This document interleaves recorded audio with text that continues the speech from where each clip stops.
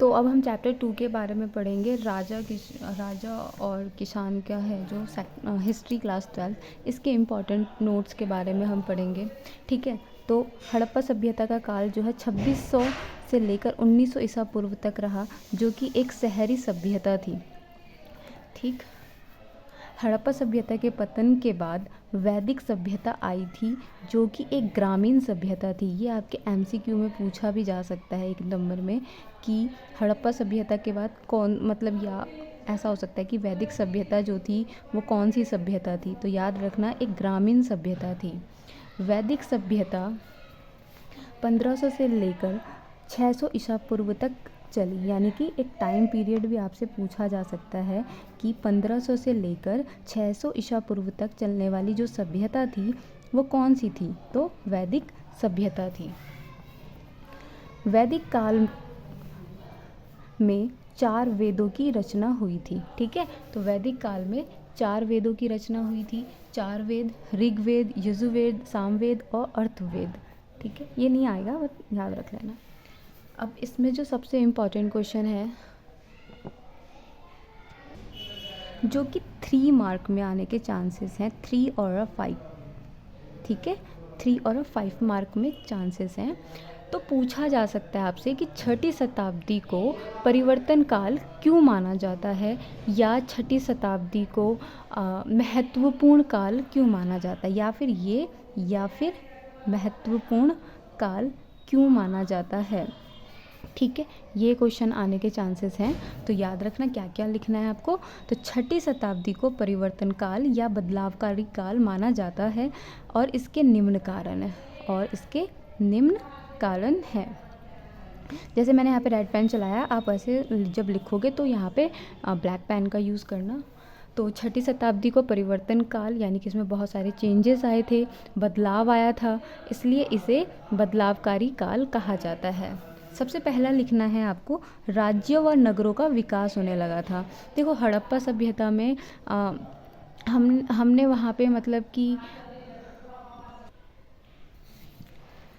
तो हड़प्पा सभ्यता के अंदर जो था वो जलवायु परिवर्तन की वजह से राज्य नगर जो थे वो ख़त्म हो चुके थे। फिर उसके बाद किस तरीके से नगर बसे और किस तरीके से नगरों का विकास हुआ, उसके बारे में ही है। तो राज्य व नगर फिर बसने लगे। दूसरा पॉइंट लिखना है कि 6ठी शताब्दी में लोहे का बढ़ता प्रयोग होने लगा, सिक्के चलने लगे, सिक्के का प्रचलन हो गया।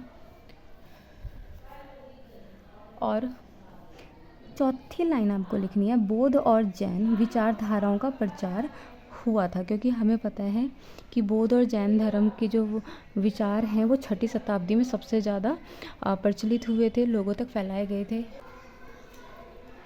तो 6ठी शताब्दी में कृषि के लिए परिवर्तन काल माना जाता है। तो अगर जैसे कि आपसे क्वेश्चन करा जाता है कि 6ठी शताब्दी में परिवर्तन काल कैसे था, तो आपको लिखना है कि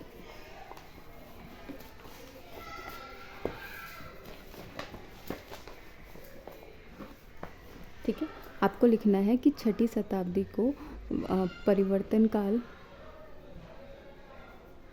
तथा बदलावकारी काल भी कहा जाता था।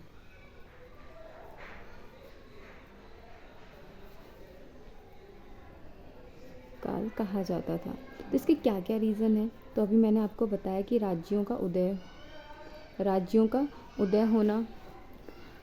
उदय और नए नए नगरों का विकास होना। तो 6ठी शताब्दी में क्या हुआ था कि 16 महाजनपद बने, 16 महाजनपद का उदय हुआ, मतलब महाजनपद का उदय होना। और इसमें सबसे जो ताकतवर था वो मगध बना। मगध सबसे ज़्यादा ताकतवर था, उज्जैन, है ना।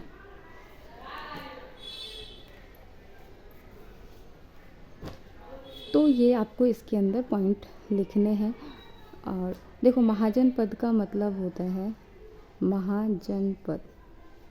तो जो ऋग्वैदिक काल रहा है, ऋग्वैदिक काल, तो ना ऋग्वैदिक काल में जन का मतलब होता था राज्य, ठीक है। फिर उसके बाद जो उत्तर वैदिक काल आया, तो उत्तर वैदिक काल में जनपद कहा जाने लगा राज्य को, जनपद। तो राज्य का मतलब एक राज्य होता है ना, देश, राज्य। देखो, जन का मतलब होता है लोग और पद का मतलब होता है पैर। तो जनता का पैर जिस राज्य पे पड़ा वो क्या बन गया, जनपद बन गया, ठीक है। इसी तरीके से 16 महाजनपद बने थे, जो कि 6ठी शताब्दी में इनका विकास हुआ, इनका उदय हुआ था। और 16 महाजनपद बने, जिसमें से मगध जो था सबसे ज़्यादा ताकतवर कहलाया था।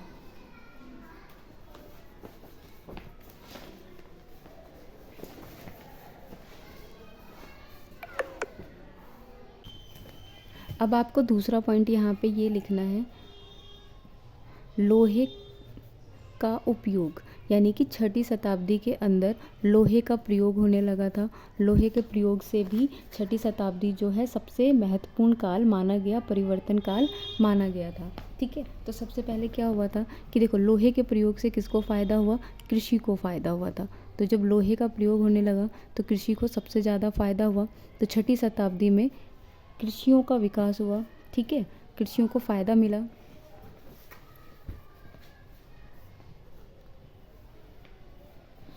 कृषि को फ़ायदा कैसे हुआ, तो ज़मीन जोतने में आसानी हो गई,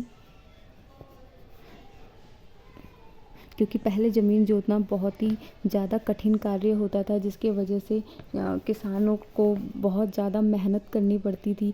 तो जब लोहे का प्रयोग होने लगा तो ज़मीन जोतना और भी ज़्यादा आसान हो गया, जिससे कृषि को फ़ायदा मिलने लगा था। फिर कृषि को जब लोहे का प्रयोग हुआ तो कृषियों को एक और चीज़ का फ़ायदा मिला, हल का, ठीक है। अब वो हल के द्वारा क्या करने लगे, खेती करने लगे, जिसके वजह से इनकी खेती और भी ज़्यादा अच्छी होने लगी। और जब दूसरा कारण हो गया, और तीसरा आप लिखोगे कि लोहे के प्रयोग से जो इन्होंने हल बनाया, ज़मीन जोतना जो इन्होंने स्टार्ट किया, तो इसका क्या असर देखने को मिला, इनकी फसल उत्पादन बढ़ गई। तो 6ठी शताब्दी में ये सारी चीज़ें हुई थी, ठीक है। तीसरा अब आपको क्या लिखना है इसके अंदर कि तीसरा पॉइंट क्या बताया था, सिक्कों का प्रचलन, ठीक है। तो अब लिखोगे इसके अंदर, 6ठी शताब्दी के आते आते सिक्कों का प्रचलन शुरू हो गया था। सिक्कों के द्वारा सिक्के क्यों चलाए जा रहे थे, तो व्यापार के लिए सिक्कों का प्रयोग होने लगा। जैसे कि पहले क्या होता था ना कि अगर आपको कोई वस्तु चाहिए तो उस वस्तु के बदले में हम कोई दूसरी वस्तु देते थे। जैसे कि अगर आपको चावल चाहिए तो आप उसे उसके बदले में, अगर आपको 1 किलो चावल चाहिए तो आप उसे उसके बदले में क्या देते थे, 1 किलो गेहूँ देते थे। इस तरीके से व्यापार चलता था। मगर 6ठी शताब्दी तक आते आते व्यापार में ये हो गया कि अब हमें 1 किलो चावल के लिए अब हम यहाँ पे क्या देंगे, हम सिक्कों का प्रयोग करेंगे, यानी कि पैसों का प्रयोग हम करेंगे व्यापार के लिए, ठीक है। तो ये सिक्के जो थे वो 3 तरीके से थे, सोने के सिक्के चलाए गए, चांदी के सिक्के चलाए गए और तांबे के सिक्के चलाए गए थे, ठीक है। तो इस तरीके के सिक्के चलाए गए थे। चौथा पॉइंट हम इसके अंदर ये लिखेंगे कि इस 6ठी शताब्दी में बौद्ध व जैन धर्म विचारधारा आई, ठीक है। तो सबसे पहले इसके अंदर जो मैं पॉइंट लिख रही हूँ वो यही है कि इन दोनों धर्मों का जन्म हुआ ही क्यों था, क्योंकि वो ब्राह्मणवाद के खिलाफ आए थे। तो 6ठी शताब्दी में धर्म आंदोलन भी आप लिख सकते हो देखने को मिला था।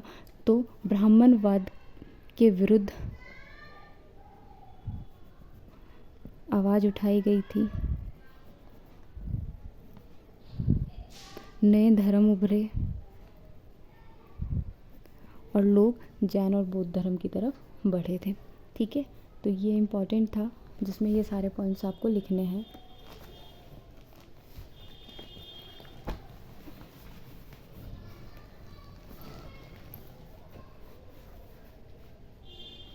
फिर नेक्स्ट है, आपसे 2 नंबर में पूछ ले या एमसीक्यू में ही आ जाए, जनपद का अर्थ क्या है।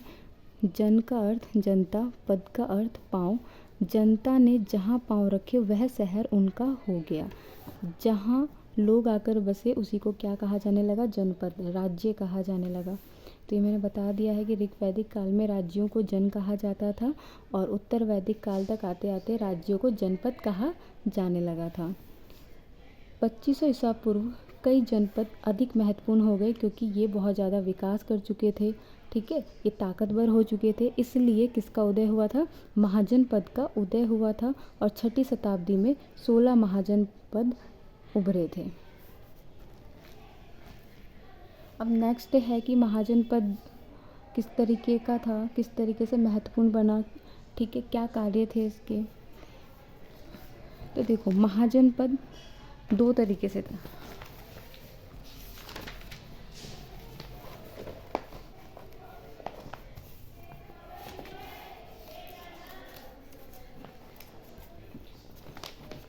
देखिए, महाजनपद, ठीक है, इसमें 2 तरीके से लोग शासन करते थे, मतलब अपने अपने राज्यों पे 2 तरीके से शासन प्रणाली हमें देखने को मिलती थी। सबसे पहले हम महाजनपद में शासन प्रणाली कैसी थी ये लिखेंगे।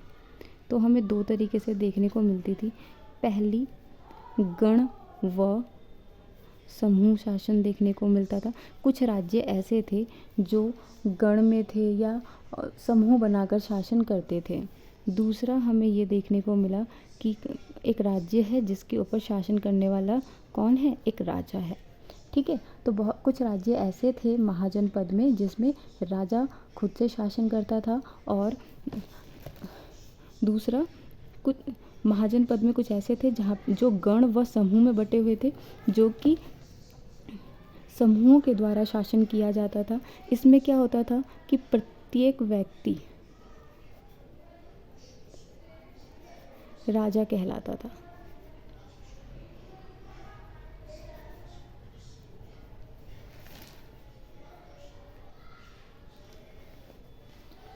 जैसे कि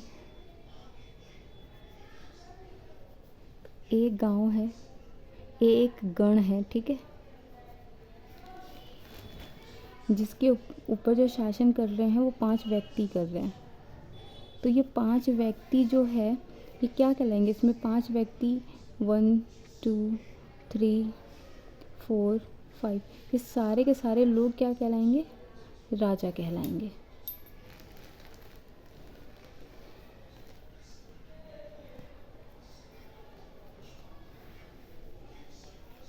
ठीक है, दूसरा, महाजनपद के अंदर सबकी अपनी अपनी राजधानी थी। महाजनपद में सबसे ज़्यादा ताकतवर मगध था और शुरुआती टाइम पे मगध की जो राजधानी थी वो थी राजगृह। फिर 4ठी शताब्दी में राजगृह को बदलकर पाटलिपुत्र करा गया। तीसरा पॉइंट लिखोगे, किलेबंद। तो महाजनपद में क्या थे कि हर राज्य जो था अपने आप को किलेबंद करके रखता था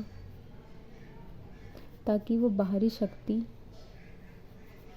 आक्रमण शक्ति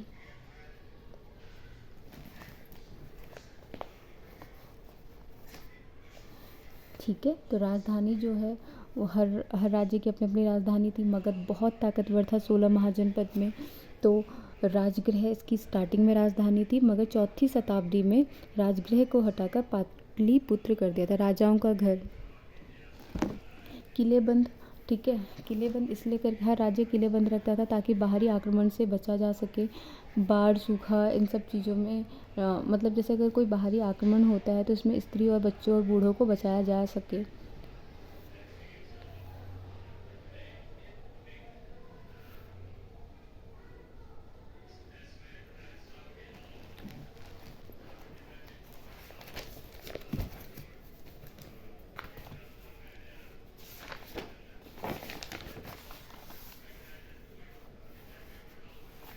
ठीक है, तो वही चीज़ आपको आगे लिखनी है। अधिकांश महाजनपद पे राजाओं का शासन होता था, लेकिन गण व संघ पर समूह का शासन होता था। 16 महाजनपद का उल्लेख हमें बौद्ध और जैन धार्मिक ग्रंथों में भी देखने को मिलता है। 16 महाजनपद में मगध, गंधार, विज, कौशल, पंचाल, कुर, अवंती, आपको जो भी 5 याद हो आप उसके बारे में लिख देना। महावीर जैन और गौतम बुद्ध जो थे वो गण से संबंधित थे, मतलब इसी गण से संबंधित थे वो। अब आगे इम्पॉर्टेंट है धर्मशास्त्र। ठीक है, ये आपसे एमसीक्यू में ही पूछने के चांसेस ज़्यादा हैं। तो धर्मशास्त्र क्या है? तो ब्राह्मणों के द्वारा धर्मशास्त्र नामक ग्रंथ की रचना की गई थी, ये ब्राह्मणों ने लिखी थी। तो धर्मशास्त्र के अंदर क्या है? ठीक है, धर्मशास्त्र जो है, धर्मशास्त्र, ठीक है, इसको किसने लिखा था? इसको खुद ब्राह्मण द्वारा लिखा गया था, द्वारा रचित है। और इसके अंदर कार्य बताए गए, समाज को कार्य बताए गए हैं, जैसे कि क्षत्रिय, ये क्या बनेगा? राजा बनेगा। ये क्या करेगा? समाज से कर वसूलेगा। ठीक है, ब्राह्मण का काम बताया गया है, शूद्र का काम बताया गया है। तो यही सारी चीज़ें हैं धर्मशास्त्र के अंदर लिखे गए हैं।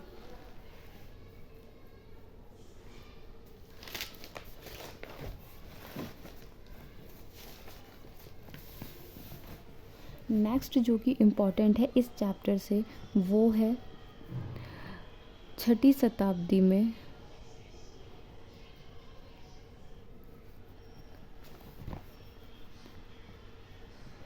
मगध ताकतवर कैसे बना।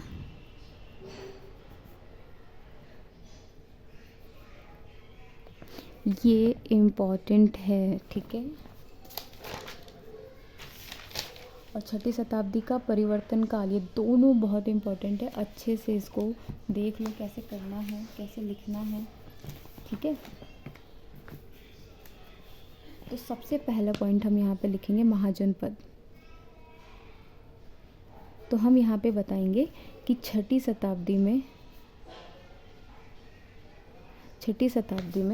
महाजनपद उभरा, ठीक है, महाजनपद बना, मगर इसमें से सबसे ज़्यादा ताकतवर मगध था। इसके पीछे वजह भी थी मगध के ताकतवर होने की, ठीक है। तो फिर अब यहाँ पे पॉइंट लिखोगे कि शक्तिशाली बनने के कारण, मतलब ऐसे लिखोगे 6ठी शताब्दी में मगध शक्तिशाली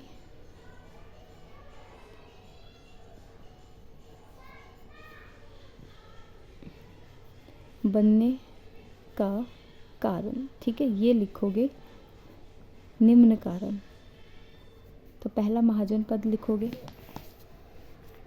नहीं सॉरी, इसको मत लिखना, पहले लिखना ताकतवर शासक। हम लिखेंगे कि 6ठी शताब्दी में मगध में बहुत ही ताकतवर राजा थे, जिसके वजह से मगध जो है बहुत ही ताकतवर बनकर उभरा। और इसमें सबसे ज़्यादा जो ताकतवर रहे हैं बिम्बसार,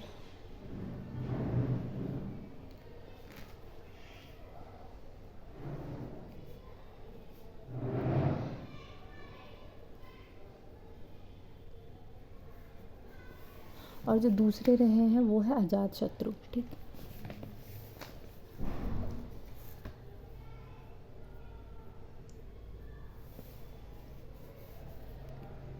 दूसरा पॉइंट में लिखना महाजनपद, तीसरे पॉइंट में लिखना लोहे का प्रयोग, क्योंकि छठी शताब्दी में मगध के अंदर लोहे का प्रयोग होने लगा था। तो लोहे के प्रयोग दो तरीके से देखो, यहाँ पे सैनिकों के लिए भी लोहे का प्रयोग ने मगध को ताकतवर बना दिया, और लोहे के प्रयोग से कृषि वर्ग को भी सबसे ज़्यादा फ़ायदा होने लगा था। ठीक है, और ये दोनों ही चीज़ क्या होती है, किसी भी देश को बहुत ताकतवर बना देती है ना। एक उसकी सैनिक शक्ति और एक उसका कृषि प्रधान समाज अगर बेहतर है तो कोई भी समाज बहुत बेहतर है। तो लोहे का प्रयोग से दोनों ही चीज़ मगध के अंदर बहुत ही ज़्यादा मतलब अच्छी थी, इसलिए ये बहुत ज़्यादा ताकतवर था।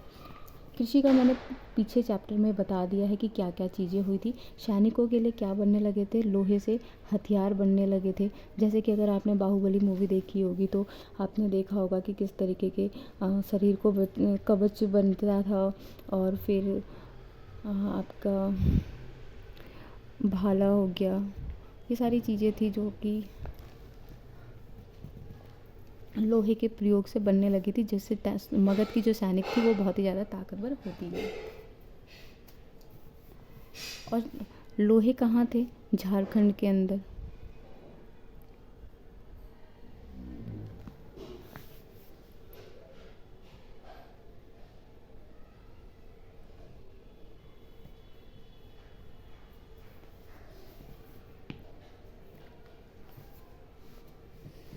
मगध के अंदर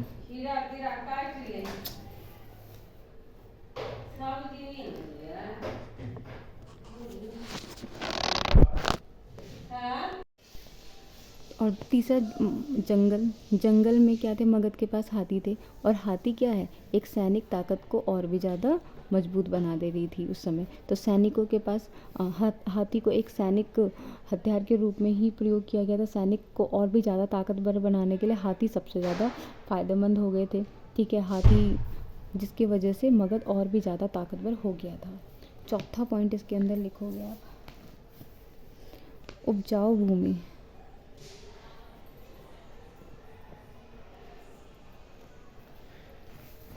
ठीक है, लोहे के प्रयोग से यहाँ की जो ज़मीन थी वो कैसी हो गई थी, यहाँ पे उपजाऊ के लायक हो गई थी।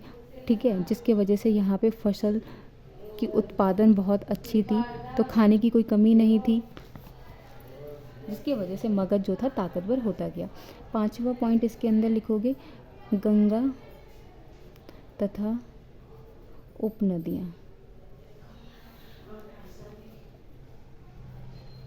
तो पांचवा पॉइंट है जो कि मगध को सबसे ज़्यादा ताकतवर बनाता था, वो थी गंगा और उसकी उपनदियाँ, जिसके द्वारा क्या करा जाता था, यहाँ पे व्यापार मतलब एक राज्य से दूसरे राज्य तक व्यापार के लिए, वस्तु को पहुँचाने के लिए नदियों का सहारा लिया जाता था। नदियों के द्वारा वस्तुओं को पहुँचा दिया जाता था, कम है ना। तो जैसे कि अगर आप सड़क से जा रहे हो तो आपको लंबा टाइम लग जाता था कई बार यहाँ पे। ठीक है, तो नदियों के द्वारा क्या होता था, व्यापार होता था। जैसे कि सड़क है ना, तो सड़क पे क्या है कि भाई अगर आपको लेके जा रहे हो, सामानों को लेके जा रहे हो, तो बहुत टाइम लग जाता था, बहुत समय लग जाता था। और कई बार तो ऐसे भी होते थे कि वस्तुओं को सुरक्षित रखना भी बहुत ज़्यादा मुश्किल हो जाता था। तो नदियों के द्वारा जब व्यापार किया जाता था तो ये इनके लिए बहुत ज़्यादा फ़ायदेमंद हुआ। तो गंगा और उपनदियों का प्रयोग ये व्यापार के लिए करते थे, जिसके वजह से मगध जो है और भी ज़्यादा ताकतवर होता चला गया था। तो ये 5 कारण हैं मगध के ताकतवर होने के। अब इस चैप्टर का जो सबसे इम्पोर्टेंट क्वेश्चन है, जो 3 नंबर में पूछने के चांसेस हैं, वो ये है कि मौर्य साम्राज्य की जानकारी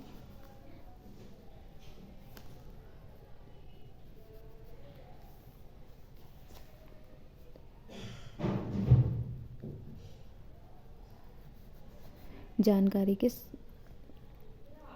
स्रोत। ठीक है, ये सारी चीज़ें बताओ। तो इसकी जानकारी हमें कैसे पता चलती है, इनके भवन, वास्तुकला, अभिलेख,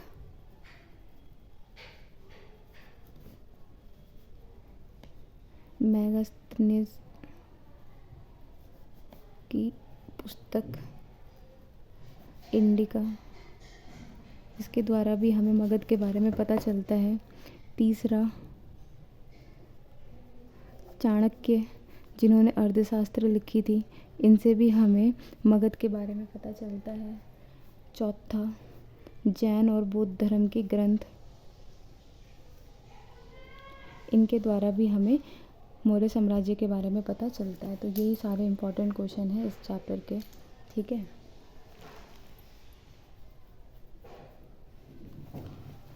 हाँ,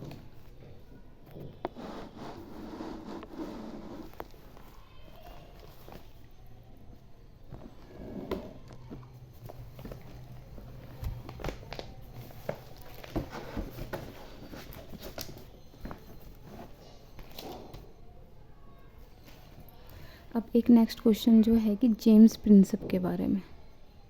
जेम्स प्रिंसेप, ठीक है। तो जेम्स प्रिंसेप जो हैं वो ईस्ट इंडिया कंपनी के अधिकारी थे।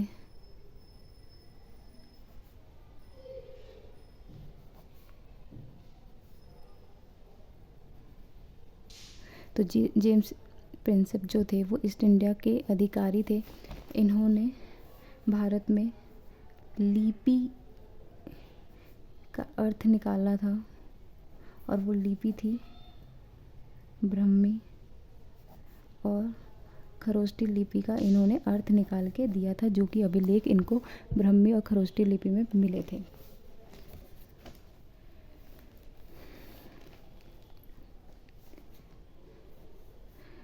और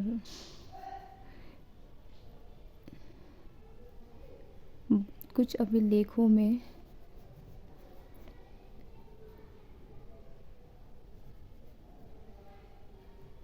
पियदर्शी शब्द का प्रयोग किया गया है। तो पियदर्शी शब्द का मतलब होता है मनोहर मुख कीर्ति, यानी कि बहुत सुंदर दिखने वाला या दिल को भा लेने वाला, ठीक है। तो अभिलेख जिसमें पियदर्शी शब्द का प्रयोग किया गया है, जिसका मतलब होता नहीं, अभिलेख नहीं, सॉरी, ऐसे बहुत सारे सिक्के हैं जिसके ऊपर पियदर्शी लिखा गया है, जिसके ऊपर बहुत सारे सिक्के हैं जिसके ऊपर पियदर्शी है, जिसका मतलब होता है मनोहर मुख कीर्ति, यानी कि बहुत ही सुंदर दिखने वाला, या बहुत ही ऐसा इंसान जो आपको एक झलक में ही अट्रैक्ट कर ले।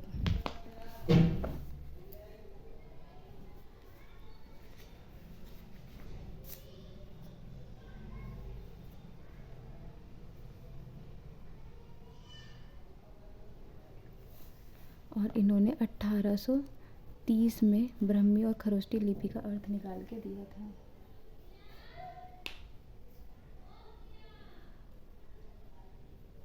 ठीक है, बहुत सारे अभिलेख और सिक्कों पर हमें लिखा है।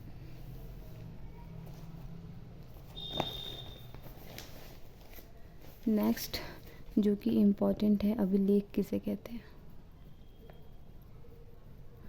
और अशोक के अभिलेख कौन सी भाषा में थे। तो अशोक के अभिलेख जो है प्राकृतिक भाषा में लिखे गए थे। अभिलेख क्या होते हैं, तो पत्थर व धातु, ठीक है, पत्थर व धातु या मिट्टी की सतह पर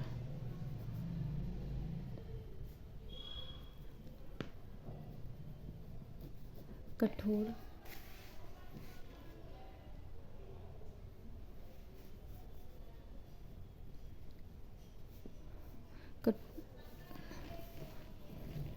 खुदे हुए लेख, ठीक है, इन कठोर सतह पर, ठीक है, कठोर सतह पर जो खुदे हुए थे लेख, उसे अभिलेख कहा गया।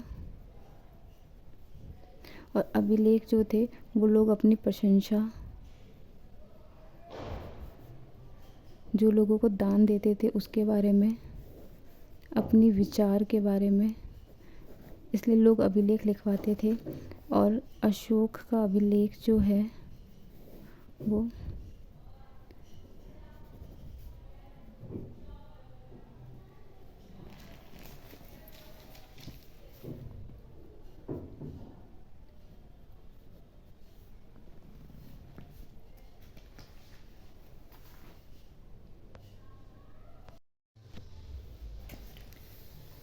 तो अशोक के जो अभिलेख हैं वो प्राकृत भाषा में मिले हैं, जो कि एक ब्राह्मी लिपि में थी, ठीक है। और पश्चिम उत्तर यानी अफ़गानिस्तान की तरफ जो लिपि मिली है, जो अभिलेख और सिक्के मिले हैं, अभिलेख व सिक्के जो हमें मिले हैं वो खरोष्टी लिपि में मिले हैं। अब है यहाँ पे सरदारी का उदय हुआ था। तमिलकम किसे कहते हैं? तमिलनाडु, आंध्र प्रदेश, केरल का कुछ हिस्सा जिसको तमिलकम कहा जाता था, और इसके अंदर सरदारी शासन का उदय हुआ था। चेर, पांड्य, चोल, ये जो हैं ये एक सरदारी शासक हैं, ठीक है। सरदारियों का उदय, ये एक वंश के अनुसार ही चलते थे। ये मध्यस्थता कराते थे, ये व्यापार करते थे, युद्ध करके समाज चलाना।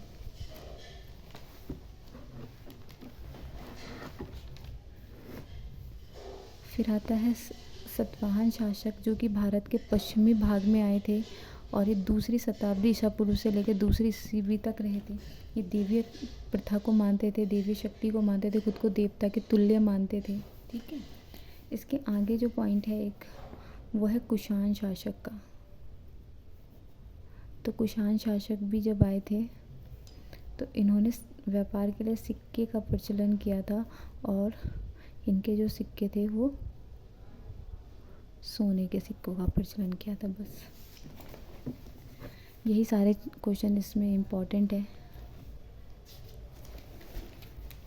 एक है गृहपति, ये शायद MCQ बेस्ड में पूछ लिया जाए। गृहपति का मतलब होता है मालिक। वो मालिक क्या?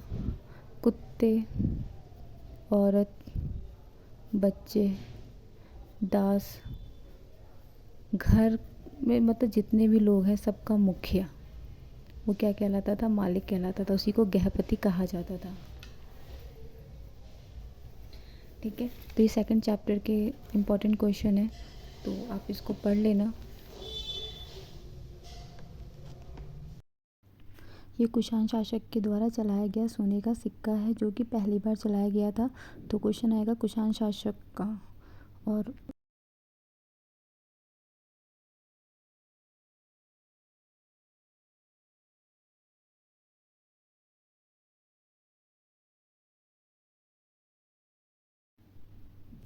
मनुस्मृति, ठीक है, जो कि ब्राह्मणों के द्वारा लिखी गई थी, जिसमें चंडाल के बारे में बताया गया था। ये भूमिदान की जो प्रथा थी उसमें प्रभावती गुप्त ने किस तरीके से दान किया था उसके बारे में दिया गया है। तो भूमिदान की प्रथा भी चल रही थी, जहाँ पे राजा जो थे भूमिदान करते थे।